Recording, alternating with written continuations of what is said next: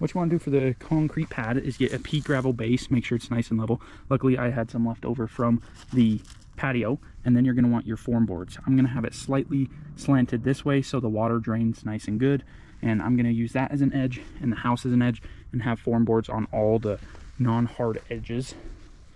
Typically you don't want to waste a good 2x4 for concrete form boards, so I took my worst ones to use for my form boards.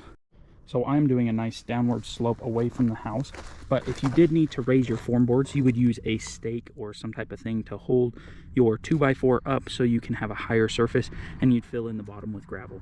In my case, I didn't need to raise this end much, but I did do a little bit.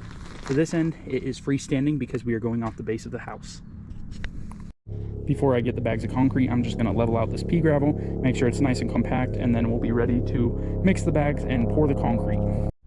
If I were to do this on a non-existing pad, I would do the same thing. Just dig the dirt down, put your form boards as deep as you want your concrete, so pretty much the length of the boards, and you could level it with the ground. Just make sure you have a solid surface that you can take out when the concrete's poured. Don't worry about this gap, because when you pour your concrete, you're just going to fill that in with dirt and grass.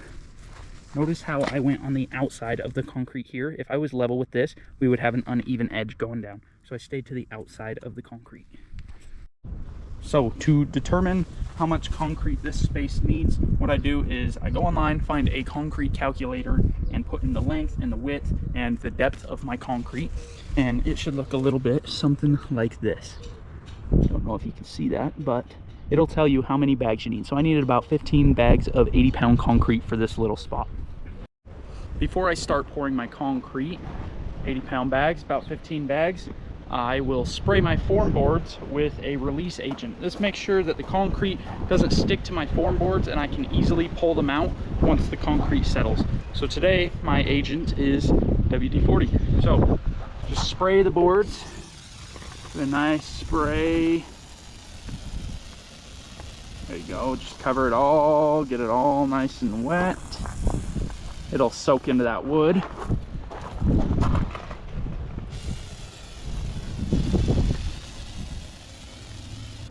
So, by spraying this active agent or releasing agent, I can pour my concrete, and once it settles, my boards will pull out a lot easier and the concrete won't stick to the wood.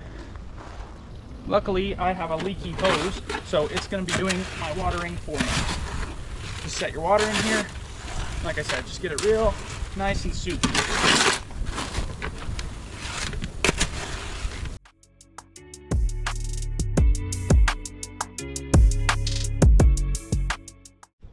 So this is a nice and good soupy mix. This is about the texture you want. There might be a little too much water, but the next bags I can do a little drier and it should settle in perfectly. So this is a good mix right there. Time to pour.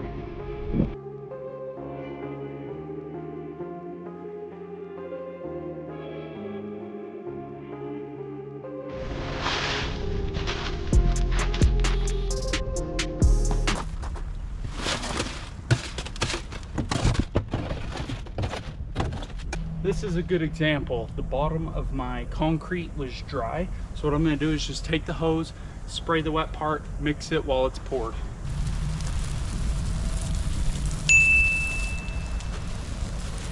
Wet the pad underneath so it can stick to the rocks.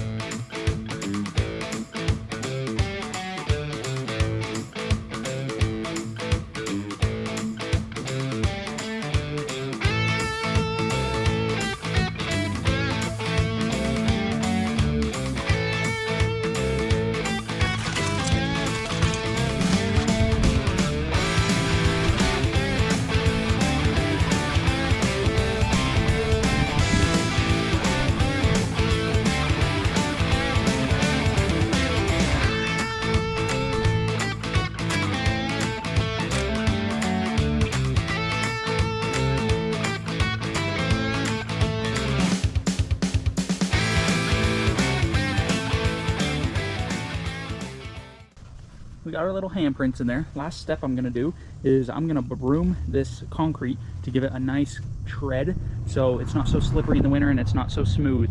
It also helps drain the water downhill.